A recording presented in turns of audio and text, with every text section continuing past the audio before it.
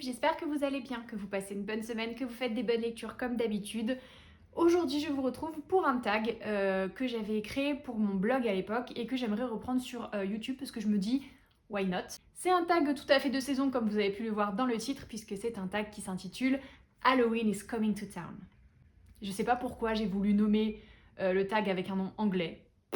On sait pas ce qui m'est passé par la tête à l'époque. En gros, j'ai trouvé des questions, des sortes de thèmes, on va dire plutôt, et je vais vous donner du coup un livre qui correspond à ce thème. C'est le principe d'un tag, je vais pas vous l'expliquer en long, en large et en travers, je pense que vous avez compris l'idée. Je vous mettrai aussi dans la barre d'infos le lien vers mon blog qui est totalement à l'abandon, mais si jamais vous voulez voir les réponses que j'avais fait à l'époque pour ce tag, n'hésitez pas. Et puis si jamais vous avez envie de reprendre ce tag, que ce soit sur YouTube, sur Insta, sur n'importe quel autre réseau social, n'hésitez pas à me dire, ça me ferait trop plaisir et surtout ça m'intéresserait de ouf de voir vos réponses.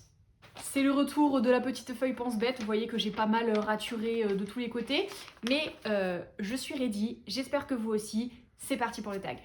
Le premier thème, c'est Il y a de la magie dans l'air, donc un livre qui parle de sorcellerie ou de magie, mais un livre pas hyper connu. Le but c'est pas de nous citer tous ceux qu'on voit passer 1 milliard de fois sur les réseaux sociaux, c'est d'arriver à en trouver un peut-être un petit peu moins connu que les autres, même si bien sûr tout est subjectif. Pour ma part, j'ai choisi ce beau bébé, ce gros bébé. Alors il faut savoir que moi, quand j'ai vu le livre, quand j'ai vu le titre, je me suis dit « Vanja et le loup, waouh !» Et en fait, en discutant un petit peu droite à gauche, et notamment avec les gens qui ont édité le livre, je me suis rendu compte qu'on disait « Vania ». Voilà, c'était un peu gênant ce moment, mais bref. Je voulais donc vous parler de Vania et le loup, qui a été écrit par Margaret Owen et publié aux éditions PKJ. L'autrice avait déjà écrit une duologie, Merciful Crows, que j'avais adorée, mais quand j'ai vu celui-ci, je me suis dit « Waouh, il est trop beau !» Et en vrai, il est encore mieux que Merciful Crows. Enfin, moi personnellement, j'ai préféré, j'allais dire encore Vania et le loup que Merciful Crows, et pourtant j'avais adoré Merciful Crows. Évidemment, pour que ça rentre dans cette catégorie du tag, il y a de la magie, mais c'est pas un système de magie trop vu et revu, c'est hyper original, c'est très bien fait, c'est un peu plus saupoudré, c'est plus pour donner une ambiance générale au récit et c'est hyper efficace. C'est une pépite les gars, vraiment, je n'ai même pas les mots pour vous dire à quel point je kiffe ce livre. Pour vous faire un résumé très rapide et qui ne vous donnera absolument pas envie, je le sais d'avance, c'est l'histoire de Vania qui a été élevée par deux déesses, la déesse de la mort et la déesse de la fortune, donc déjà de base c'est pas la fille lambda quoi. Elle est aussi servante pour une grande famille et le jour où l'héritière de cette famille doit aller rencontrer un prince pour potentiellement l'épouser, Vania va réussir à échanger sa place avec elle avec un soupçon de magie pour l'aider et elle va du coup prendre la place de la princesse tandis que la princesse va devenir la servante. Pas cool, mais très astucieux. Après ça, elle va du coup se faire une place dans la société, mais elle va aussi avoir une double identité de super voleuse, très efficace. Mais bien sûr, tu ne peux pas tenir ça trop longtemps, sinon il n'y aurait pas de roman. Tout va partir en cacahuète, il y a plein de choses qui vont lui tomber dessus au même moment, elle va devoir se faire des alliés un peu contraintes et forcées. C'est une pépite, je n'ai rien d'autre à dire, c'est une pépite, il est incroyable, je sais qu'il est gros, qu'il peut paraître imposant et qui fait un peu peur, mais il est génial. En plus, il est hyper original dans la construction puisque chaque début de partie, il y a un conte qui est en lien avec l'histoire. Enfin bref, je le vends très mal, mais c'est génial. Deuxième catégorie, Boo, un livre qui fait peur. Alors là, j'ai sélectionné 2 titres. Le premier, je vous en ai déjà parlé, c'est Les Sœurs Hollow qui est sorti récemment chez Rajo. Et là, c'est pas tant l'histoire, c'est plutôt l'ambiance qui fait peur. Non, l'histoire, elle fait un peu peur aussi. Mais c'est quand même plus l'ambiance, vous voyez, qui est un petit peu sombre, un peu pesante, un peu creepy. T'es pas rassuré, quoi, quand tu lis. Et le deuxième que j'ai choisi, c'est La 9e maison de Leigh Bardugo, parce que là c'est la totale. Là, c'est l'ambiance, c'est ce que vivent les personnages, c'est les thèmes qui sont abordés.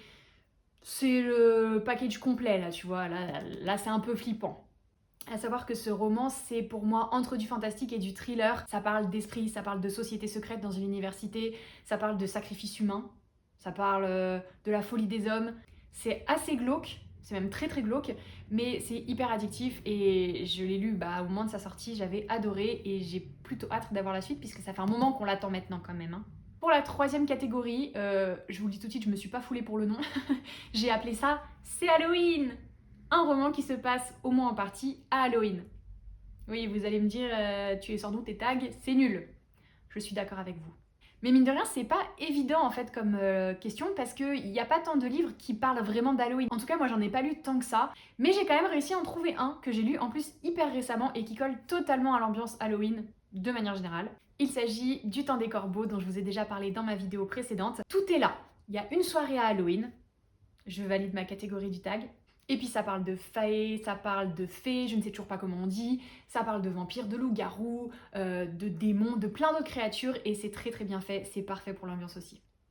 Quatrième catégorie, la ronde traditionnelle que tu fais dans le quartier en tapant aux portes pour récolter des bonbons. Alors, en général, celle-ci, tu la fais plutôt quand t'es jeune. Malheureusement, à un certain âge, tu dois arrêter. Alors que moi, j'aimerais bien avoir encore des bonbons. Bref, la traditionnelle ronde pour chercher des bonbons, c'est-à-dire un livre qui te fait le même effet qu'une orgie de bonbons. C'est-à-dire un livre qui te donne la pêche, qui te fout de l'énergie et qui te fait beaucoup de bien. Ouais, je sais, je suis peut-être allée un peu loin avec cette catégorie. Excusez-moi. Et là, ça ne va surprendre absolument personne si vous me connaissez un peu, mais j'ai choisi de parler de Percy Jackson. Évidemment, comment faire autrement? C'est ce qui s'apparente le plus pour moi à une lecture doudou. C'est le genre de roman où dès que je commence à le lire, je me sens tout de suite beaucoup mieux. Je suis à fond. Je pourrais le lire 1 million de fois que ça me ferait toujours le même effet, le même plaisir de me replonger dans l'univers, de retrouver les personnages et le style de l'auteur. C'est parfait. C'est la petite sucrerie de ma vie, tu vois. Je sais qu'en temps normal on dit le sel de ma vie, mais là, par rapport à ma catégorie, il faut que je dise la sucrerie de ma vie, donc faites genre l'analogie, elle est pertinente, s'il vous plaît. Je vais pas vous faire l'offense de vous faire un résumé de Percy Jackson, je pourrais, hein. Ça partirait dans tous les sens, mais je pourrais. Mais je vais pas le faire parce que je pense que je fangirl déjà assez sur cette série en temps normal. La catégorie suivante s'appelle le déguisement parfait, puisque c'est un peu la coutume de se déguiser à Halloween, tu connais. Et du coup, cette catégorie vous invite à parler d'un livre qui parle de métamorphes. Alors là, évidemment, il y en a plein qui me sont venus à l'esprit. Il y a Twilight, il y a Les Oiles de Nos Head, j'ai pensé aussi à Assoiffé. Il y en a plein, vraiment il y en a plein. Mais j'avais envie de vous parler de cette petite série que j'ai kiffée. Donc c'est La Légende des 4 de Cassandra O'Donnell, paru aux éditions Flammarion. Il y a 4 tomes et franchement, j'ai kiffé les 4 tomes. C'est trop bien. C'est dans un futur plus ou moins proche, on sait pas trop, mais en tout cas, il s'est passé quelque chose qui fait que certains humains ont acquis la capacité de se transformer en animal. Donc il y a 4 clans de métamorphes, les loups, les aigles, les tigres et les serpents. Ces 4 clans sont plutôt ennemis, hein, on va pas se le cacher, ils s'entendent pas hyper bien. Jusqu'au jour où il y a un ennemi commun qui fait surface, et du coup les 4 héritiers des 4 clans se forcent un petit peu à se rapprocher et à faire une alliance pour affronter les prochains dangers qui arrivent. C'est hyper bien fait parce qu'il y a un côté enemies to friends, to lover peut-être. Qui sait? Moi je sais parce que j'ai lu la saga. Je sais pas pourquoi je le prends comme ça. Bref, c'est très original. Pour être tout à fait transparente, j'ai trouvé que le 4e tome était un peu... Enfin, pas forcément le 4e tome, mais la fin du 4e tome était un peu rapide. Je me suis dit, oh non, c'est dommage, j'aurais aimé que ça dure plus longtemps, que ce soit mieux expliqué. Mais ça reste des romans jeunesse, hein, c'est à partir de 10-11 ans à peu près. Donc je comprends aussi qu'il n'y ait pas eu cette volonté de s'éterniser et de faire des pavés comme ça et une saga de 18 000 tomes. Mais il y aurait eu de quoi parce que l'univers est très original, les personnages sont vraiment attachants. J'ai beaucoup aimé et je conseille. Et du coup, voilà, il y a des métamorphes. Hein. Elle, c'est la louve et lui, c'est le tigre. Mais paradoxalement, mon préféré, c'est le serpent. Alors celle-là, je l'avais pas vu venir, mais ouais, c'est le personnage que j'ai préféré. Et quand je dis préféré, je veux dire que j'ai eu un crush, parce que j'ai des soucis. La catégorie suivante, je l'ai appelée sorcière et chat noir, parce que je me suis vraiment pas foulée pour les titres apparemment. Je pensais que j'avais un peu mieux travaillé mon truc, mais je me rends compte que non. Et du coup, je vous propose de parler d'un livre qui parle de sorciers ou de sorcières. Pareil, le but c'est quand même d'éviter de sortir les plus connus. Et moi j'avais trop envie de remettre un petit peu les projecteurs sur cette beauté. Ou cette beauté, ça dépend quelle édition vous avez. Ça c'est la toute première qui est sortie, enfin du coup c'est la version poche, mais c'était la même couverture en grand format. C'est une des toutes premières séries que j'ai lues et dont j'étais vraiment fan, à peu près en même temps que les livres de Pierre Bottero. Donc il y a 3 tomes. Et récemment, ils ont sorti une intégrale. Alors ça c'est parce que je devais faire une lecture commune que je n'ai absolument pas suivie. Je suis trop nulle pour les lectures communes. Et là du coup c'est l'intégrale des 3 tomes, donc l'intégrale de la trilogie du Livre des Étoiles d'Éric Lhomme, paru chez Gallimard. Ça rentre tout à fait dans cette catégorie puisque dans cette saga, on suit Guillemot. C'est lui. Ou lui. Il a un peu changé entre-temps, hein. Mais en tout cas c'est lui. Pour moi ça sera toujours lui, Guillemot. Lui aussi c'était un crush. C'est donc l'histoire de Guillemot qui est un jeune garçon qui vit au Pays 10. Le Pays 10 c'est grosso modo, je vous le simplifie à l'extrême, une partie de la France qui s'est décrochée pendant une tempête. La petite île a vogué, coup de magie, bim, elle passe dans un autre monde. Et en fait, il y a 3 mondes qui se superposent, du coup, notre monde, le monde certain, le pays 10, et le monde incertain, qui est un monde rempli de mystères, de dangers et de personnes peu recommandables. Dans le monde de Guillemot, qui est donc le pays 10, il y a les choses tout à fait normales qu'on avait nous, c'est-à-dire la télé, les cours, l'éducation nationale, tu connais, peut-être même les impôts. Je sais pas pourquoi j'éprouve le besoin de parler des choses qui fâchent dans une vidéo qui n'est pas faite pour ça, mais bref. Mais il y a aussi des chevaliers et une guilde de sorciers. Guillaume, lui, il a toujours rêvé d'être chevalier, mais un jour, il va montrer des dispositions pour la magie et on va se rendre compte que le gars, il gère la fougère. Bien sûr, il va lui arriver plein d'aventures qui vont l'emmener dans différents mondes avec ses amis. C'est plein de rebondissements, c'est hyper original aussi et c'est très très drôle. Je me souviens que les personnages, franchement, je les adorais parce qu'il y avait de la punchline, il y avait du sarcasme et tout. Pépites. Pépites. Je sais que je l'ai déjà dit plusieurs fois dans cette vidéo, mais excusez-moi, pépites. Pareil, à la base, c'est quand même pour un public un peu jeunesse, mais franchement, plus t'avances dans la saga et plus l'univers il est travaillé, plus l'intrigue elle est construite et c'est incroyable, très très impressionnant. Notre prochaine catégorie s'appelle Vaderetro Satanas. Non, attendez, c'est pas comme ça qu'on repousse un démon. Je reviens. Je vais aller chercher mon petit bâtonnet de sauge. Imaginez que je... Bref. C'était gênant. Je disais donc Vaderetro Satanas, un livre qui parle de démons ou d'esprits, de choses comme ça. Des choses que t'as envie de chasser de chez toi, t'as vu? À moins que t'aies des soucis. D'autres soucis que les miens. On n'a pas le même genre là. Le premier qui m'est venu à l'esprit pour cette catégorie, c'est Vespertine de Margaret Rogerson, qui parle d'une jeune fille qui suit une formation pour s'occuper en fait du corps des morts, pour accompagner leur esprit dans l'au-delà et faire en sorte qu'ils ne reviennent pas sous la forme de revenants très méchants. Voilà, c'est vraiment pas cool si t'arrive ça quoi. Jusqu'au jour où notre petite héroïne va rencontrer un revenant un petit peu plus badass que les autres et ça va partir en cacahuète. J'en dis pas plus, je sais que ce roman est assez connu, l'autrice a écrit pas mal de romans, j'ai adoré Sorcery of Thorns, j'ai pas encore lu son autre livre, Enchantment of Ravens je crois. J'ai beaucoup aimé celui-ci qui est assez lent mais l'ambiance et l'univers sont très très bien et j'ai beaucoup aimé le personnage d'Artemisia et son partenaire contraint et forcé on va dire. Donc vraiment très très bon roman. Et puis en regardant dans ma bibliothèque, j'ai vu un autre livre qui parlait de démons et là vu que c'est vraiment le cœur du sujet, je me suis dit il faut vraiment que je vous en parle. Il est je pense un petit peu moins connu mais très très bien aussi.